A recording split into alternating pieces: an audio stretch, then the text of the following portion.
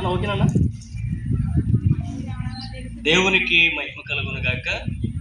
ఈ సహోదరులారా, మరి ఈరోజు దేవుని రాజ్య సువార్త బృందం ఆధ్వర్యంలో మరి కొంతమంది దైవజనులను కలిసి భీమవరం ప్రక్కన ఉన్న చక్రం గ్రామం, అదేవిధముగా కోపెల్ల ప్రాంతాలలో మరి దేవుని సువార్త ప్రకటించడానికి, కరపత్రికలు, బైబిల్ అందించడానికి దేవుడు కృప చూపి ఉన్నాడు.